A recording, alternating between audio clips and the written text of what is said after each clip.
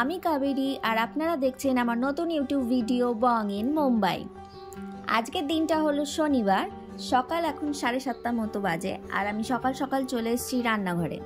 তো এখন আমি শুকনো কড়াইতে ওটসটাকে ড্রাই রোস্ট করে নিচ্ছি, দেন এটা ঠান্ডা করে মিক্সারে একটা মিহি পাউডার বানিয়ে নেব। এই পাউডারটা বানানো থাকলে আমার চটজলদি সকালবেলা ব্রেকফাস্টটা করা হয়ে যায়। ব্যাস হয়ে গেছে আমার পাউডার বানানো। তবে এখন আর ব্রেকফাস্ট করব না, এখন চটপট বেরিয়ে পড়ব একটু বাজার করতে। বাজার সেরে বাড়ি ফিরে একেবারে ব্রেকফাস্ট করব। তবে চলুন আপনাদেরকেও একটু আশেপাশটা ঘুরে দেখাই। এদিকে দেখুন, কথা বলতে বলতে লিফটও চলে এসছে। চলুন এবার লিফটে করে নিচে যাই, তারপরে আপনাদেরকে দেখাই এই বৃষ্টি ভেজা শহরটা আসলে কেমন হয় সকাল সকাল।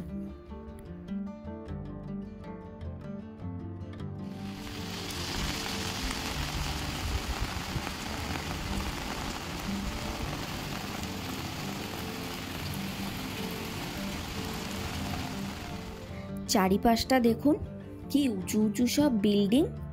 এখানে আমি যখন প্রথম আসি এই বিল্ডিংগুলো দেখে রীতিমতো তো আমার মাথাই ঘুরে গেছে। যেদিকেই তাকাই সেদিকেই দেখি এই উঁচু উঁচু বিল্ডিং।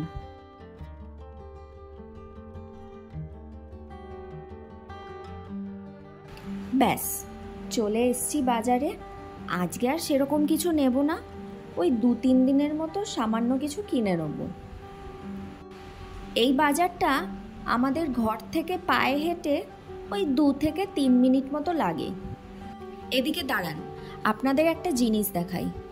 ওই যে দূরে ডেয়ারির দোকানটা দেখছেন, ওখানে মেনলি দুধ জাতীয় জিনিসই পাওয়া যায়। এই যেমন পনির, দুধ, ইডলি ব্যাটার, টক দই। এই দোকানটা দেখানোর মেন কারণ হলো আমাদের ওদিকে এই ডেয়ারি জাতীয় জিনিসগুলো ছোট থেকে বড় সব মিষ্টির দোকানেই পাওয়া যায়, কিন্তু এখানে আবার কিনতে গেলে এই স্পেসিফিক দোকানগুলোতেই যেতে হবে। আর এই দোকানগুলো এখানে চলতে ফিরতেই প্রায় 2 থেকে 3খানা চোখে দেখতে পাওয়া যায়। এদিকে দেখুন, বাজার সেরে হাঁটতে হাঁটতে চলে এসেছি চৌমাথায়। এই ওপরে যে ব্রিজটা দেখছেন, এটা হলো মেট্রো লাইন, যেটা আপনারা প্রায় দিনই আমার ব্যালকনির সামনে থেকে দেখেন। এখন চলুন যাই রাস্তার ওপারে। অরূপ দেখছি অনেকক্ষণ ধরেই দাঁড়িয়ে আছে। আসলে এখনও যাচ্ছে অফিসে। আজকে ছুটি থাকা সত্ত্বেও একটু দরকারি কাজের জন্যই অফিসে যেতে হচ্ছে। নয়তো প্রত্যেক রবিবার আমরা দুজন বেরিয়ে সারা সপ্তাহের বাজারটা সেরে ফেলি, কিন্তু যেহেতু ছুটি থাকা সত্ত্বেও ও ছুটি পায়নি, তাই কালকে মনে হয় না আরও বেরোবে। তাই আমি বেরিয়ে পড়েছি টুকটাক বাজার করতে। এই বিল্ডিংটা দেখুন কি উঁচু আর সুন্দর দেখতে। এখানে প্রচুর এরকম উঁচু উঁচু এবং সুন্দর সুন্দর সব বিল্ডিং রয়েছে। রাত্রে এগুলো লাইট যখন জ্বলে ওঠে আরও অপূর্ব সুন্দর লাগে।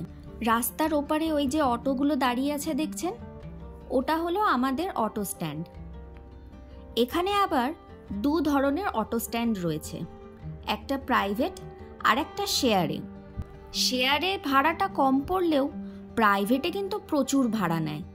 আমাদের সামান্য একটু স্টেশন যেতেই প্রায় 100 টাকা লেগে যায়।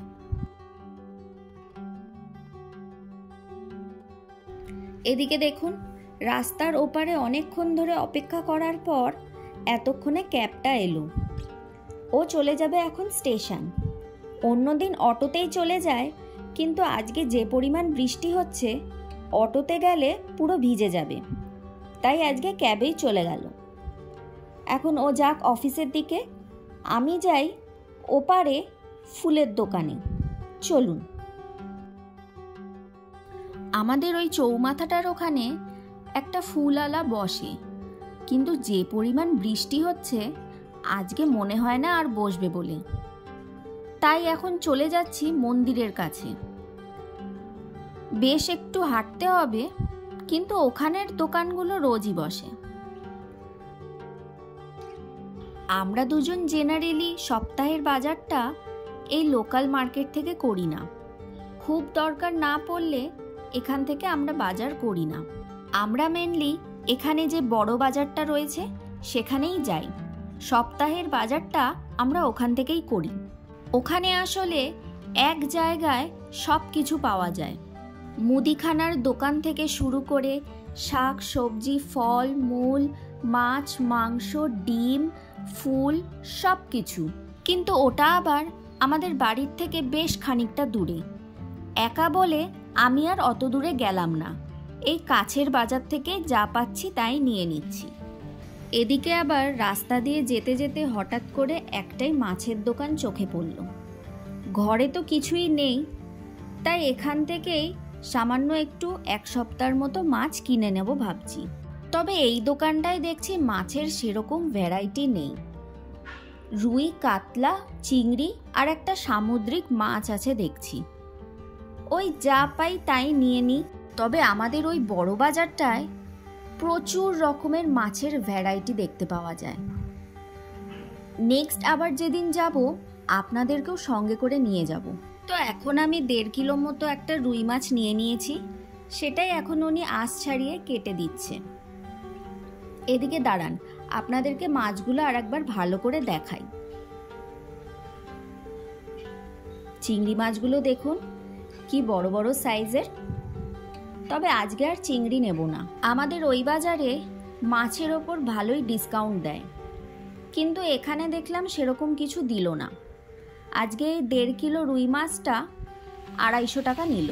চলুন, মাছটা এখন অন্য ব্যাগে ভরে নিয়েছি। এখন যাই পুজোর জন্য ফুল কিনতে। হাঁটতে হাঁটতে অনেকটাই কাছে চলে এসেছি। ওই দেখুন দূরে ওই ফুলের দোকানটা, এর পাশেই হলো মন্দিরটা। তবে আজকে আর মন্দিরে যাব না, যেহেতু মাছ কিনেছি। পরে একদিন এলে পরে আপনাদেরকে এই মন্দিরটায় নিয়ে যাব। কি সুন্দর মালাগুলো গেঁথেছে দেখুন, এক একটা মালা 20 টাকা করে। তো এখন আমি 1 সপ্তাহের মতো ফুল কিনে নিয়েছি। চলুন এবার বাড়ির দিকে রওনা দিই। সেই যে ভোরবেলা থেকে বৃষ্টি শুরু হয়েছে, থামার যেন নামই নিচ্ছে না। আর মাঝে মাঝে এমন এক একটা দমকা হাওয়া দিচ্ছে, মনে হচ্ছে যেন ছাতাগুলো নিয়েই উড়িয়ে চলে যাবে। এদিকেও একটা ছোটোখাটো বাজার বসেছে দেখছি। তবে এটা আমাদের পাড়ার ওই রাস্তাটা নয়, এটা সেই মন্দিরের রাস্তাটাই। এখানে প্রত্যেক গলিতে গলিতে এরকম ছোট ছোট কিছু গাড়ি থাকে, যেগুলোতে সকালের ব্রেকফাস্ট বিক্রি হয়। বেশিরভাগটাই এখানে বড়া পাও, সাম্বার, ধোসা, ইডলি এইসবই বিক্রি হয়। আর কিছু কিছু জায়গায় চিড়ের পোলাও বিক্রি করে। তবে এই যে গাড়িটা দেখছেন, এটাতে অন্যান্য দোকানের তুলনায় একটু বেশি ভিড় হয়, কারণ এখানে বড়া পাও পাওয়ার সাথে সাথে আরও অনেক কিছু ভ্যারাইটি রয়েছে, যেমন পুরি সবজি, সমোসা আর নানা রকমের ভাজাভুজিও এখানে পাওয়া যায়। তো আমি এখান থেকে একটু পুরি সবজি নিয়ে নিয়েছি।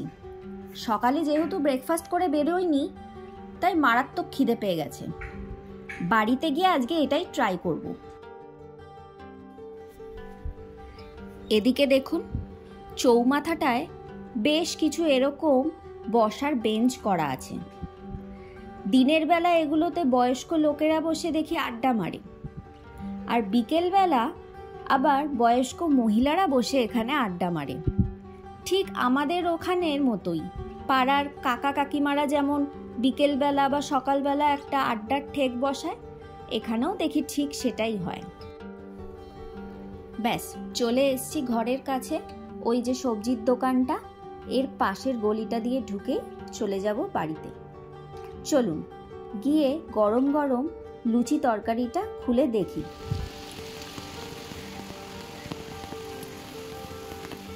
চলে এসছি বিল্ডিংয়ের ভেতর, আর এর ঠিক পেছনেই হলো আমাদের ওয়াচম্যানের রুম, আর তার পেছনেই হলো গ্যারেজ।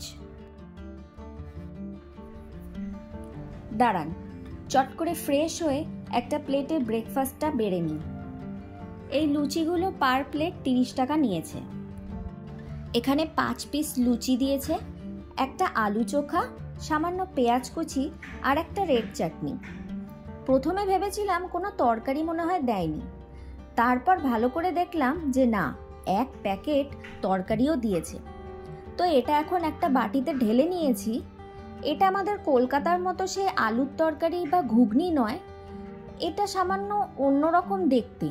চলুন একবার টেস্ট করে দেখি।